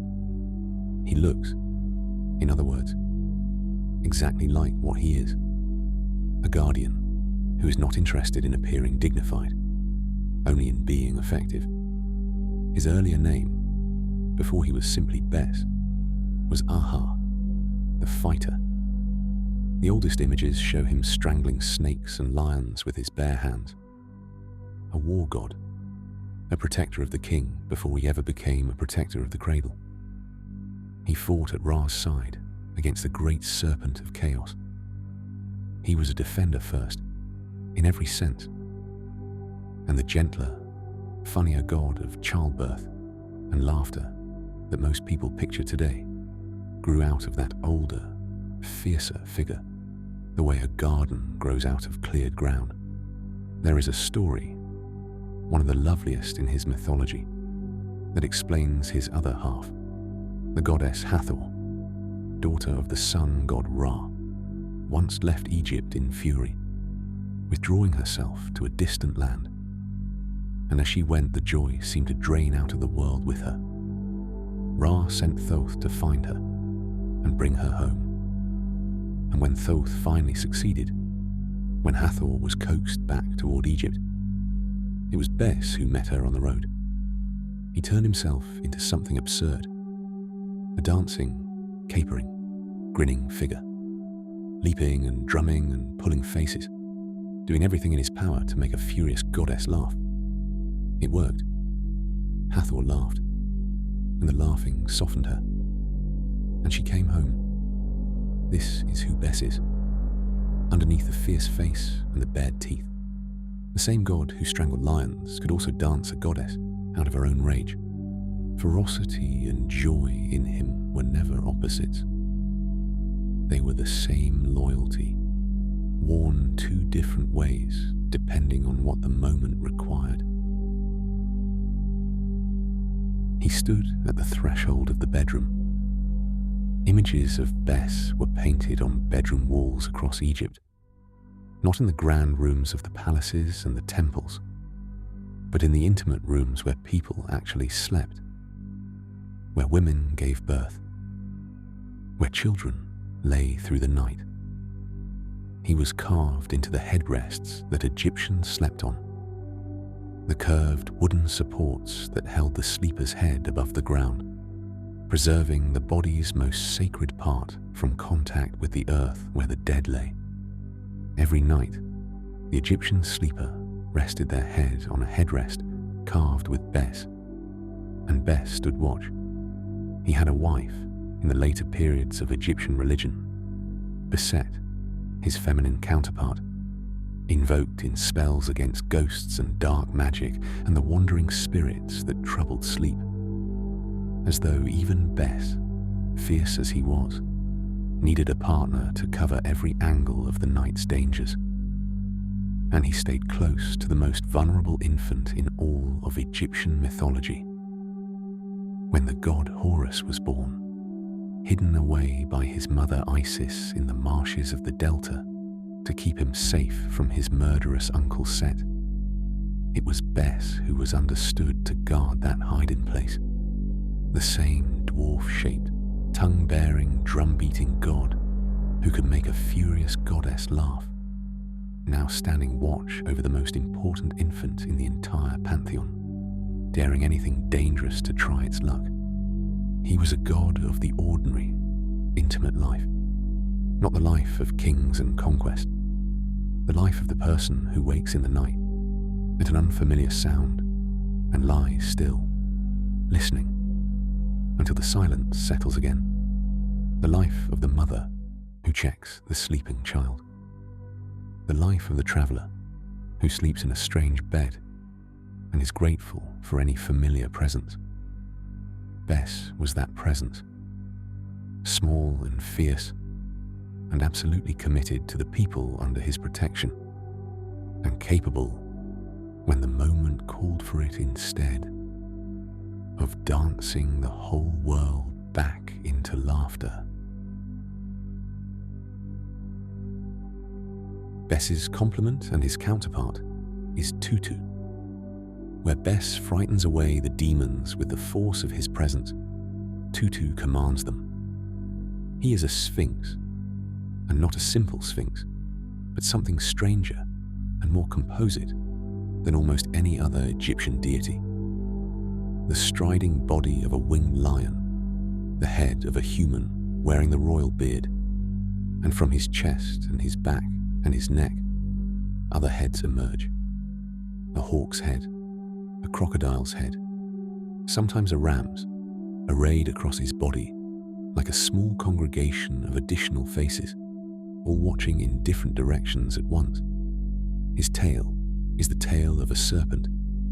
His paws sometimes carry tiny, carved scorpions or snakes in place of claws, or hold knives or axes. He does not look like one creature, he looks like a coalition. And that, it turns out, is exactly the point. Tutu's title was Master of the Demons of Sekhmet and the Wandering Demons of Bastet. He was the son of Neith, one of Egypt's oldest and most formidable goddesses, herself associated with the dangerous, untamed power that could either protect or destroy, depending on how it was approached. The lesser demons that served the great fierce goddesses, Sekhmet the lioness, whose anger could unleash plague across the land, and Bastet, in her more dangerous aspect, answered to Tutu. He did not fight these demons the way Bess fought intruders, with raw confrontation. He held authority over them. He commanded where they could and could not go, which made him something closer to a governor of the chaotic forces of the night than a soldier standing against them. This is why his other titles matter so much.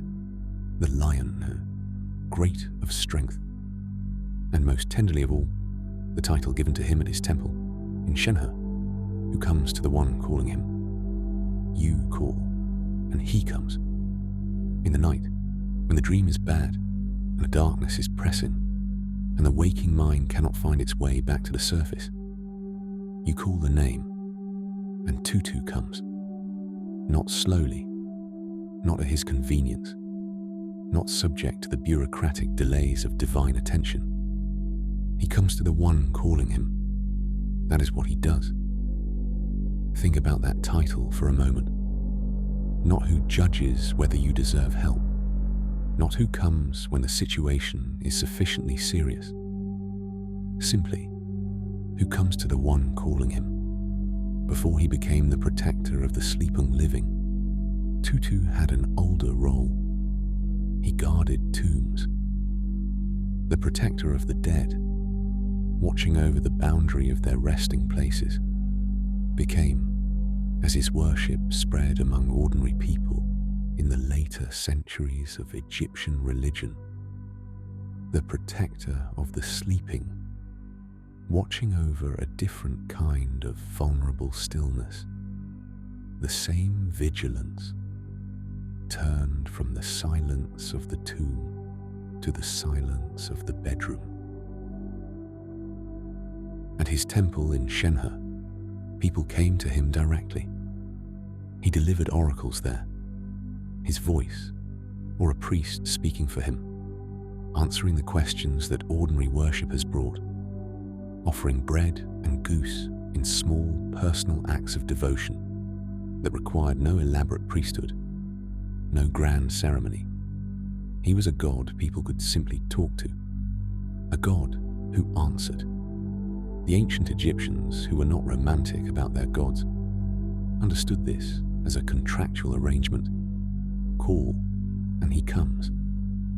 The protection of the sleeping was not a luxury. It was an obligation that the divine had accepted. And Tutu, with his many watching heads and his serpent tail, and his authority over every wandering thing that might trouble the dark, held his end of it. In China, the bedroom had its own deities too. Not the grand figures of the imperial pantheon, but household gods, the ones who lived in the domestic space and were thanked with simple offerings and quiet acknowledgement. Chuánggōng and Chuángmǔ, the bed lord and the bed mother, a married couple who preside over the bedchamber together, over sleep and rest and recovery from illness, over the intimacy of the room where people are most themselves, most unguarded, most in need of something to watch over them. They are depicted as an elderly couple, comfortable in each other's company, domestic and warm in the way of people who have been together long enough to have reached a peaceful understanding of their shared purpose. Not terrifying, not magnificent, not particularly impressive by the standards of the great gods, simply present, simply watching, simply doing, night after night, what they have always done. There is a gentleness in how this protection is divided between them that I find worth lingering on. He is the Lord of the bed, associated in some household traditions with the wood and the frame and the structure itself, the solid thing that holds you up while you sleep. She is the mother of the bed, associated with the warmth, the rest, the comfort, the part of sleeping that is not structural but felt. Together, they are the whole experience of a safe bed, held up and held softly. At the same time, families left offerings for them on the 1st and 15th of each lunar month. A small ceremony, incense, a cup of tea for the bed lord, a cup of wine for the bed mother, a plate of simple food, performed not in a temple, but in the bedroom itself, at the small shrine where their images were kept. A moment of acknowledgement. We know you are here. We are grateful. Please continue. In some households, the offering was made for a specific and very tender reason: to ask the couple's blessing over a marriage bed, so that the love made there would be honored, and the children conceived there would be protected from the moment of their conception onward. The bedlord and the bedmother were not only guardians of sleep, they were witnesses to everything a bed holds: rest, recovery, intimacy, the beginning of new life, and were thanked for all of it together. There is something in this practice that I find quietly radical. Not the grand gesture, not the elaborate ritual, not the sacrifice that requires priests and preparation.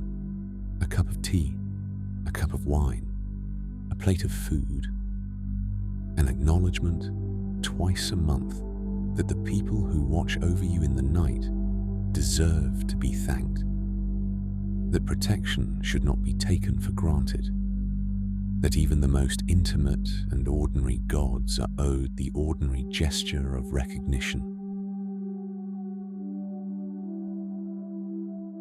And then there is a creature that does not guard the bedroom threshold from the outside, but intervenes from within the dream itself. The Baku is a Japanese yokai, a supernatural being whose specific purpose is the consumption of nightmares. It was made, the legend says, from the spare pieces left over when the gods finished creating all other animals. Having used the best parts for everything else, they gathered what remained and made one more creature from the remnants. and gave it a single extraordinary function: to eat what no one else would touch, to consume the dreams that harm. The Baku is a chimera, and its form reflects its composite origin. The body of a bear, the trunk and tusks of an elephant, the paws of a tiger, the tail of an ox, the eyes of a rhinoceros. It should be a frightening thing to look at, but it is not. In the art and the stories, the Baku has a quality of lumbering gentleness, something large and particular and devoted to a task that requires it to go where no one else wants to go, into the darkest corners of the sleeping mind, and eat what it finds there. A child in Japan who wakes shaking from a nightmare knows what to do. She presses her face into a pillow and whispers the words 3 times. Baku-san, come eat my dream. Baku, eat it. Baku, eat it. And the Baku comes, in the space between sleep and waking, and takes what was left behind. During the Edo period, the 17th through 19th centuries, the practice was widespread enough that people wrote the Baku's kanji character on their pillows, or slept with their heads on pillows shaped like the creature itself. The protection was physical as well as verbal. You carried the Baku's image into the dream with you, a talisman against what the night might bring. But the tradition also carried a warning. The Baku cannot be summoned carelessly. If it arrives and the nightmare has already dissolved, if there is nothing left for it to eat, it does not leave satisfied. It will continue eating. It will consume what lies beneath the nightmare. The hopes, the ambitions, the dreams in the other sense, the desires and the private aspirations that the waking mind does not usually examine. A person whose Baku ate too deeply would wake from a sleep that felt complete and find, in the days that followed, that something had gone quiet in them, that the things they had wanted no longer called to them, that the future felt flat and undemanding and without particular shape. So you call for the Baku only when the nightmare is real and recent and present. You call precisely and carefully, naming what you need. You trust it to take the nightmare and leave the rest. There is something in this that feels very true about protection generally. The thing that guards you from harm has to be called with precision. Imprecise calling, desperate calling, calling from a place of general fear rather than specific need. These invite the protector to take more than it was asked to take. The nightmare eater and the hope eater are the same creature. What determines which one arrives is the quality of the request. You know they are there. All of them. Asibikaashi at her web, Bess at the door, fierce and dancing. Tutu, his many heads turned outward, coming to the one who calls him. Chuánggōng and Chuángmǔ, side by side, thanked twice a month with tea and wine. The Baku, patient, waiting to be asked. They always were. There is one more figure I want to introduce you to tonight. She is different from the others. Not a guardian exactly. Not a dream sender in the formal sense. Not the personification of sleep as a cosmic force. She is something more intimate and more strange. A goddess who first appeared not in a temple or a text, but in a dream, who chose the dreaming world as her home, who approached her beloved, not through waking, but through sleep, every night for a year, and asked only to be recognized in the place where she actually lived.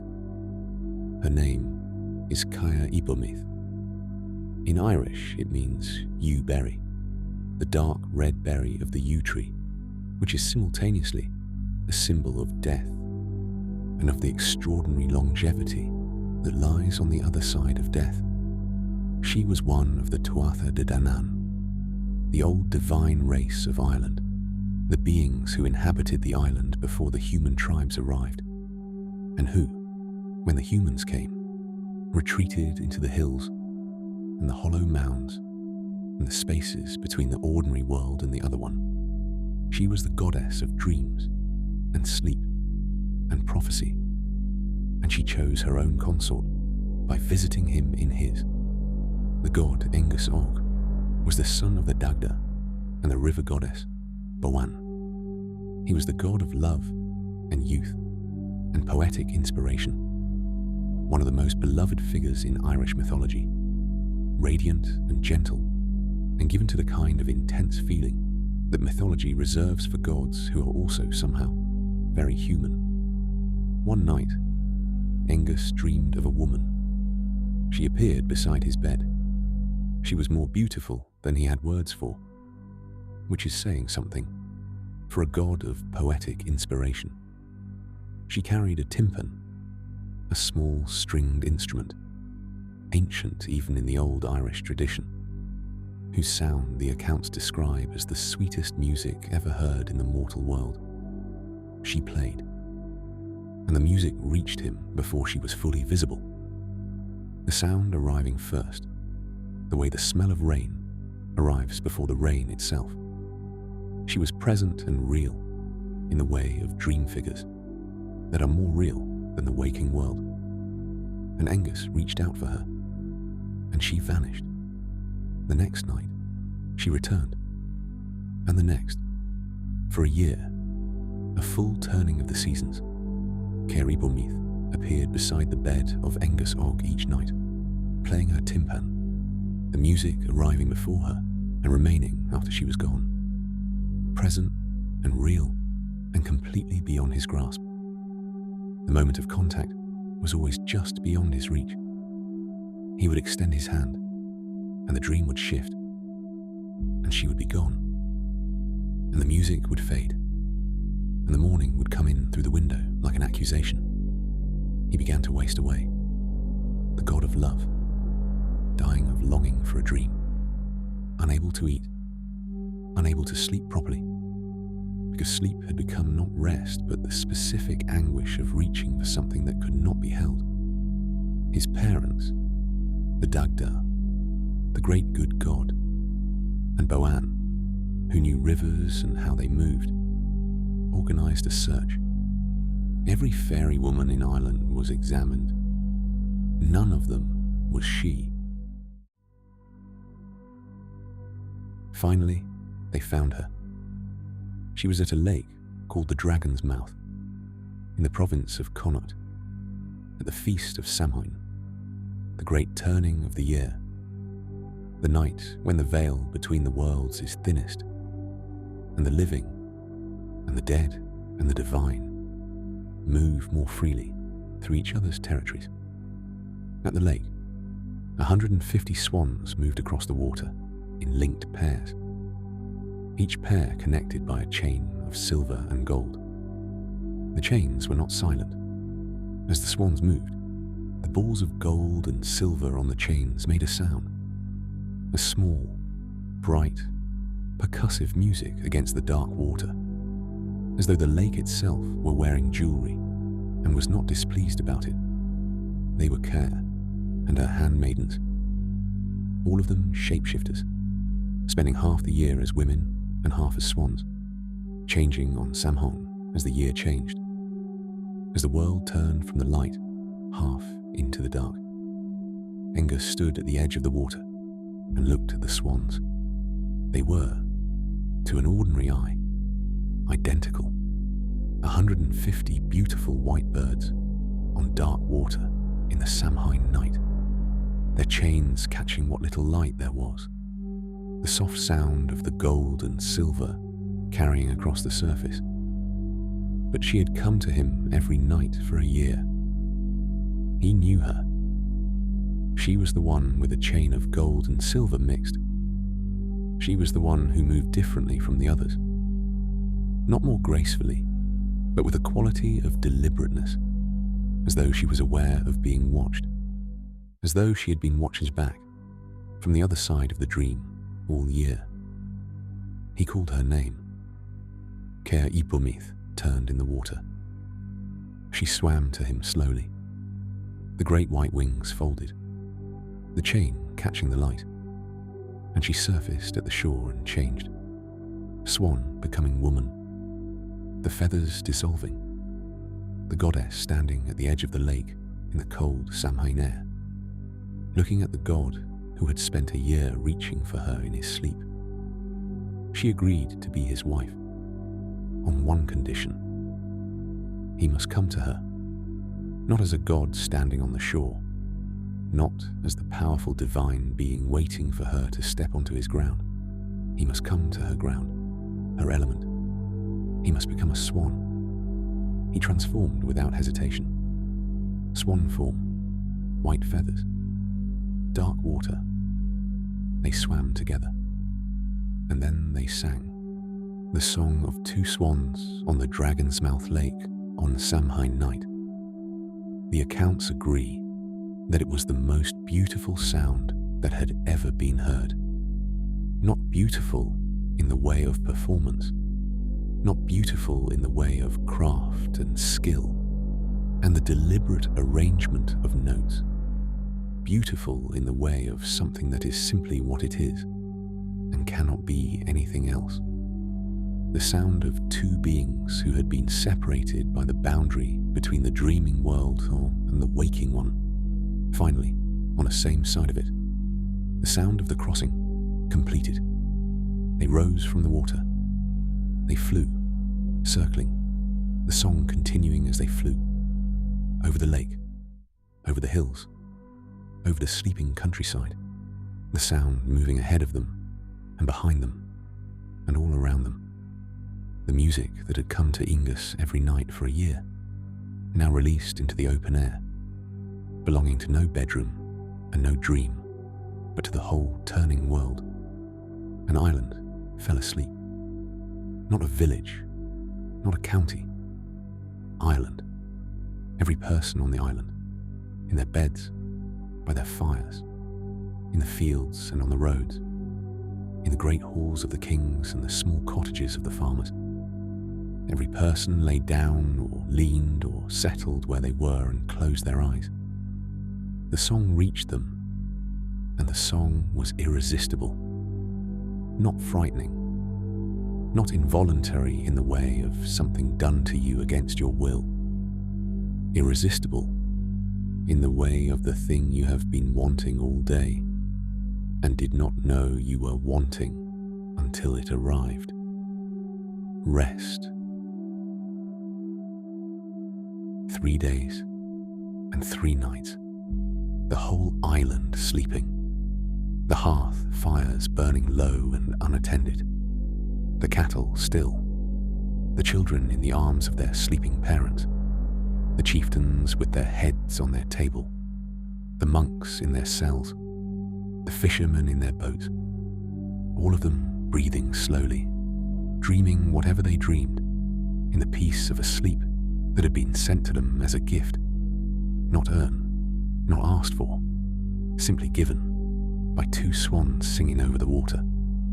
Caer Ibormeith, goddess of dreams and sleep and prophecy, who crossed the boundary between the dreaming world and the waking one every night for a year to visit the god she had chosen, who set her own terms for the crossing, who asked only that she be met where she was, in the water, in the in-between, in the form that was as much hers as the human one. There is something in this story that I keep returning to, the idea that the goddess of sleep and dreams approached her beloved, not in waken, but in dreaming, that she made her home in the place between the worlds and asked only to be recognized there, that the love story at the heart of the Irish dream tradition is a story about someone who could not be reached by ordinary means,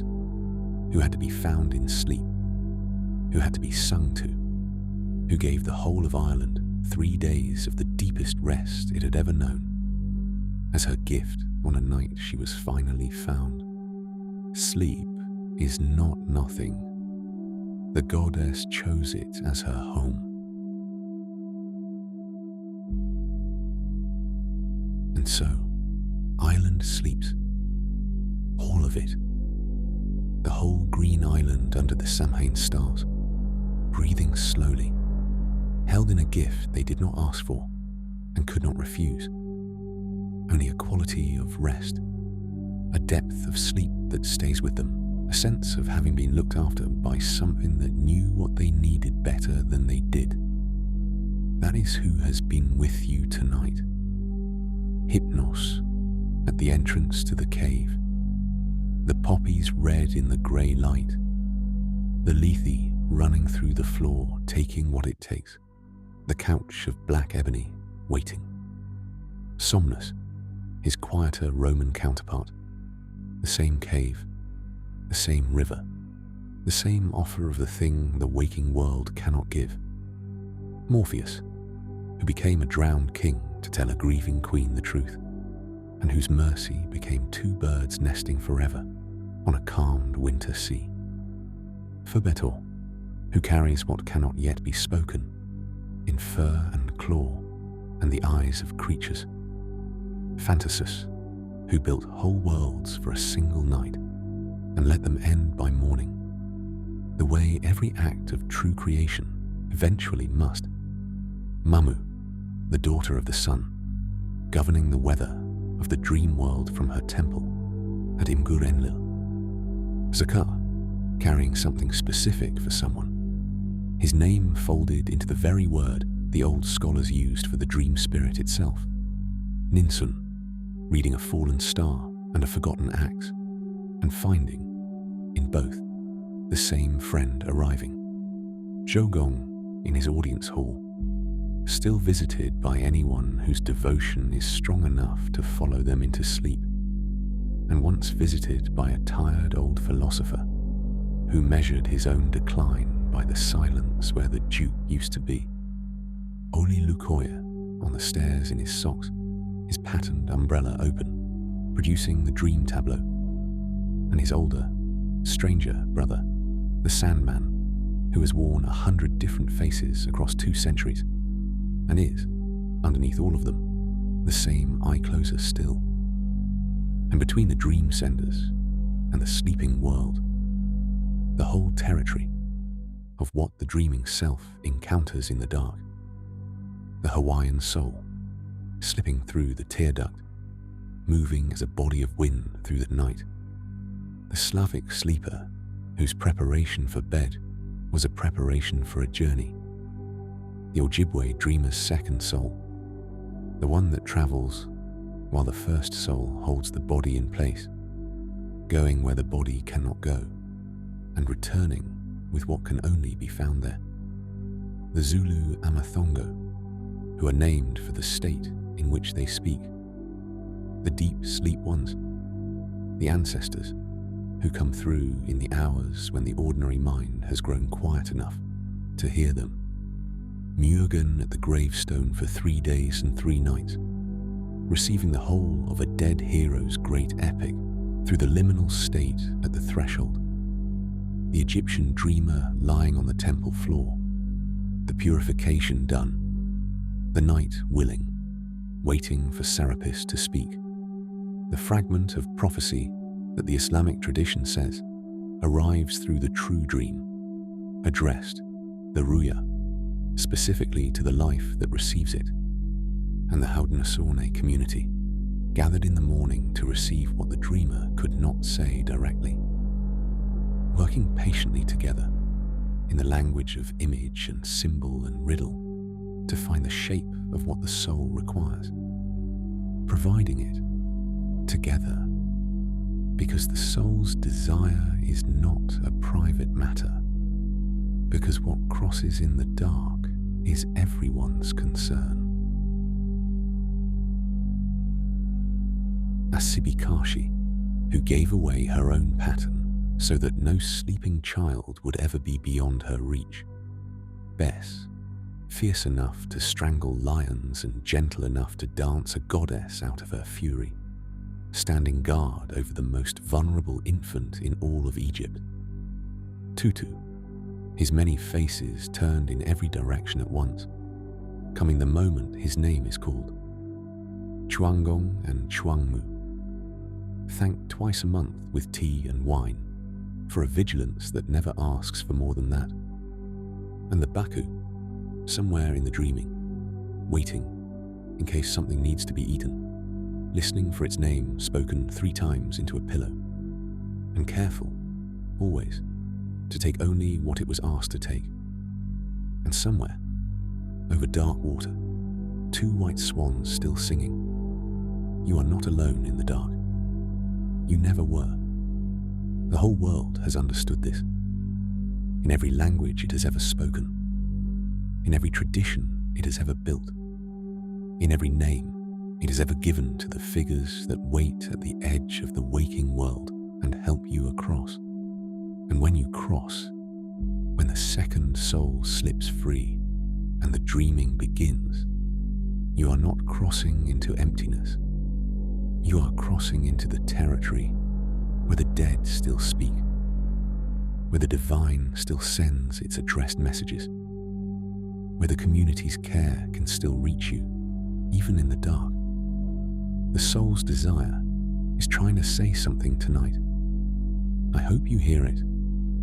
I hope you bring it back. And I hope, when you do, that someone is waiting to receive it. Let your breath slow. The night is in good hands. The cave is waiting. The river is running. Ireland is asleep. Sleep now. Sleep.